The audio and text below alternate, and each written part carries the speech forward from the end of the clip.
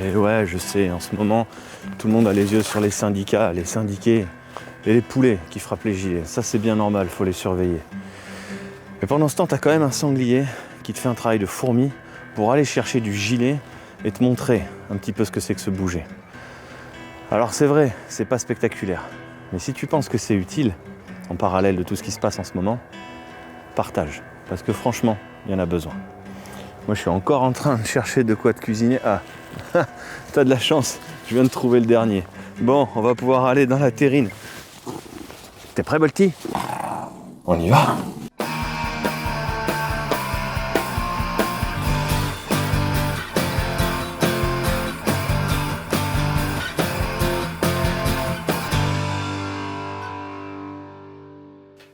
Alors, dans cette deuxième terrine du sanglier, on va un petit peu voyager dans cette recette. On va commencer du côté de Saint-Nazaire et on va aller ensuite du côté du QG Zazalé, à l'île de la Réunion. Alors, on va commencer avec Fanny et Muriel vers Saint-Nazaire. Salut les filles. Salut sanglier. Salut la sanglier, terrine. bonjour. Bonjour à tous. Bonjour à tout le monde. Salut.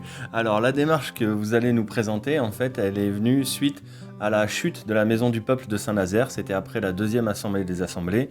Il y a une quinzaine de personnes qui se sont retrouvées sans abri et sans ressources. Et vous avez essayé de trouver un moyen pour les aider sans passer par l'aspect financier. Et depuis cette démarche, vous l'avez appelée les souris ions anti-gaspi. Et ben, je vous laisse commencer à nous expliquer un petit peu ce que c'est. Sourions anti-gaspi, c'est parce qu'il faut qu'on sourit. Parce qu'aujourd'hui, il y a tellement de merde dans le monde qu'on a besoin de cet esprit positif permanent qui se développe sur le marché quand on est là. Anti-gaspi parce que c'est important de réaliser que la surconsommation est en train de nous pourrir autant les humains que la planète et qu'il est temps de faire un geste citoyen. Ion parce qu'on est des électrons libres, parce qu'on n'est pas une association, on n'est pas un collectif, on est une vague, on est un groupe de gens qui se réunissent volontairement, solidairement pour agir sur le marché. Alors du coup, là, on voit que... Je vais mettre quelques images. Donc là, on vous voit en fait, donc vous avez vraiment monté un vrai réseau d'entraide sur le marché. Donc du coup, ce sont vraiment des invendus que vous récupérez. Vous proposez de l'aide aux commerçants et c'est un échange de bons procédés en fait. Alors, qu'est-ce qui a été le plus difficile au démarrage de cette démarche ? Que les commerçants aient l'habitude de nous voir et qu'ils prennent confiance en nous, autant que les merci et les placiers. Donc on a commencé très tôt le matin, 6h30 le matin, on était 2. Et les commerçants, à force de nous voir 3 fois par semaine, eh ben, ils ont appris en fait à nous voir. Et quand on est arrivé un peu plus tard, ils le remarquaient également. On a fait ça pendant un mois à 2. Pendant un mois à 2 et 2. fin de marché, c'est vrai qu'on avait quand même un petit peu plus de monde, un peu moins d'une dizaine qui arrivait pour récupérer et transporter les marchandises un peu plus loin sur les jardins partagés, sur les associations avec lesquelles on a pris contact, etc. Donc ça a quand même été très rapide. Alors 8 mois après, vous êtes combien maintenant ? Alors là, rien qu'à Saint-Nazaire, on doit bien être, en comptant les 3 jours, une bonne trentaine Ouais, moi je dirais plus. d'effectifs. Ouais, moi je suis plus lourde, moi je dirais... Et, on nourrit à peu près 600 personnes par semaine. Ouais, c'est ça. Donc 3 marchés seulement. Sur le total de 3 marchés, plus celui qui a Pornichet qui est lancé aussi, et ben ça fait Saint-Nazaire, Pornichet, on doit être à peu près 40 ou 50 personnes qui nourrissent à peu près 600 personnes. Ok, donc comme ça, au calme, là, en voiture, elles te balancent que, alors qu'elles ont commencé toutes les deux, sans aucun moyen ni quoi que ce soit, elles nourrissent 600 personnes par semaine. Comment Facile. tu fais avec tes enfants pour t'organiser? C'est une horreur. C'est une horreur. Mais j'ai pas le choix de toute façon. Tu les amènes? Donc je les emmène sur le marché, et on protège les enfants, tout le monde les surveille, je me rends compte qu'il y a des interactions. Ils mangent. Donc elles sont super heureuses. Et l'aspect monétaire dans tout ça, l'euro ? Alors l'argent, on est rigoureuse là-dessus. Hors de Muriel. question, on est sous le système, c'est mort, on veut plus d'argent. Nous, on a dit 0. En tout cas, ça nous enlève tout. Donc, on a bien compris que c'était la faille de notre système. On parlera quand même de monnaie libre, un de ces quatre. Hein. On Donc, fait marcher notre cerveau. Voilà. Qu'est-ce qui pourrait être utile à l'autre? Bon, mais ce que vous dites pas là, parce que malheureusement vous avez oublié dans cette petite vidéo, mais c'est le lien incroyable et l'implication qu'ont les gens qui participent et qui sont touchés par votre démarche de Sourions Anti-Gaspi. Parce que vous m'avez expliqué que par exemple il y a des mamies qui viennent et qui cuisinent les aliments, les fruits, les légumes qui allaient être jetés, qui transmettent leur savoir. Il y a des gens du coup au départ qui viennent pour récupérer évidemment des denrées à manger, quoi que ce soit, puis finalement les fois d'après ils reviennent en proposant quelque chose et ils se mettent à travailler les uns pour les autres en fait, et c'est ça qui est vraiment incroyable. Un truc que vous m'avez pas dit aussi dans cette vidéo, du coup je le dis à votre place, c'est aussi que vous êtes en train de créer des ateliers citoyens et il y a plein de choses qui émergent à partir de là, c'est assez impressionnant en fait. Donc maintenant, ok, alors si on a envie d'essayer de vous aider, vous auriez besoin de quoi ? On a une envie vraiment importante qu'on a depuis 8 mois, depuis qu'on a lancé le truc, même avant, c'est d'avoir un terrain avec un hangar et puis du savoir. On a besoin de gens, des ingénieurs, on a besoin d'informaticiens, on a besoin de personnes pour la communication, on a besoin de personnes pour les ateliers d'intelligence collective, on a besoin de personnes qui sont sur le zéro déchet et qui ont des idées à transmettre. On a besoin de personnes qui peuvent nous envoyer éventuellement des fournitures qui savent pas quoi faire. Tous ceux qui ont des trucs qui savent pas quoi en faire et qui sont pas très loin de chez nous, on peut trouver le moyen de faire venir les choses qu'ils veulent nous donner par du covoiturage, voilà. Et au fur et à mesure, ça arrivera ici. Un site internet, hein, vous ne l'avez pas assez dit, vous n'avez pas assez insisté. Il faudrait quelqu'un qui soit capable de vous créer un site internet pour les Sourions Anti-Gaspi. Ok, un petit conseil à donner à des groupes de gens, de gilets jaunes, qui voudraient peut-être se lancer dans cette démarche. Vous vous mettez en binôme, vous mettez 2 sourires. 2 sourires. Vous allez voir les commerçants et vous levez tôt. Et vous leur dites on vous aide. Non, j'aime pas ce mot. On veut vous soutenir, on veut ramener du monde vers vous. On vous donne un coup de main. Voilà. On veut que les gens y reviennent sur le marché. On veut que les grandes sociétés, les grands centres commerciaux se cassent la gueule. On veut que les gens reviennent vers les marchés. Ça, c'est notre but. Voilà. C'est vraiment que redynamiser les centres-villes, redynamiser les marchés.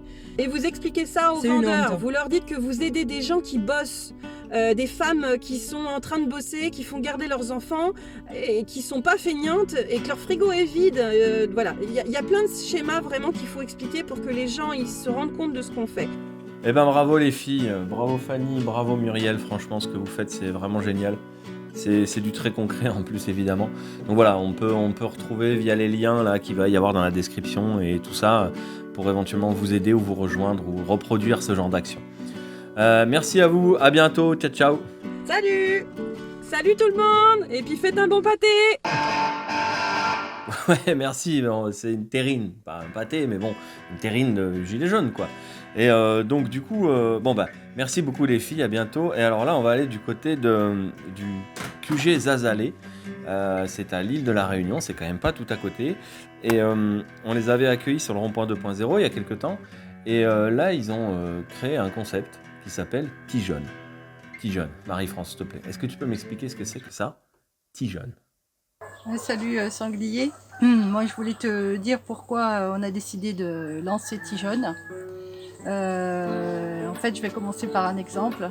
Tu sais, un jour on était sur le rond-point avec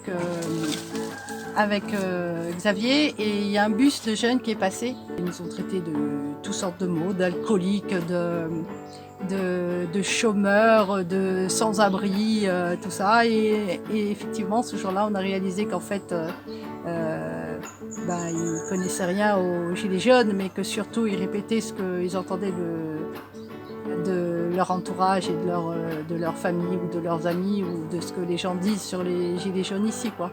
Quand on met le petit jaune comme ça devant les personnes, ils sont pas filmés, donc ils n'ont pas de retenue, ils parlent, ils disent ce qu'ils pensent directement. Je viens des contrées lointaines des réflexions des Gilets jaunes de Mavel, et je viens pour donner la parole à ceux qui voudraient adresser un message au gouvernement et au monde sans se prendre la tête, t'as capté ? Souvent, on est renvoyé de notre boulot parce qu'on est gilet jaune ou parce qu'on a participé à une manif ou parce que simplement on a telle ou telle idée. Comme moi, je sais qu'un de mes cousins, il travaille à la mairie, tu vois, et ben, il dira jamais qu'il est gilet jaune, ou même tu le verras jamais prendre position. Et grâce à Tijeune, en fait, il a pu s'exprimer et dire ce qu'il pensait sur la retraite et sur les conditions de travail.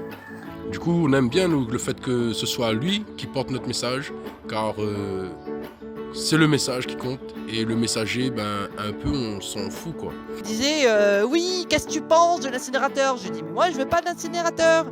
Et il dit ah ben donc si tu veux pas d'incinérateur, donc tu es comme nous. Je fais non, absolument pas. Moi je suis Tijeune. Mec, t'as pas compris que Tijeune c'était l'équipe qui gagne. De Moon, la plupart de Moon La Réunion n'est pas au courant de l'incinérateur et du coup n'est pas au courant des conséquences sur notre santé, tous les métaux lourds, toutes les particules et tout ça que va nuire à la plupart des gens, hein. Ben voilà, ben va pas dans notre trou de nez si nous réagit pas. Mon petit doigt dit à moi. Quelque chose qu'on prend à la rigolade, quoi. C'est pas que le côté sympathique et rigolo, c'est surtout le côté sérieux de petits jeunes qui nous intéressent, qui balance, qui dénonce, qui donne son avis, qui dit même pourquoi il n'aime pas les gilets jaunes. Même le plus grand des voyages commence par un pas.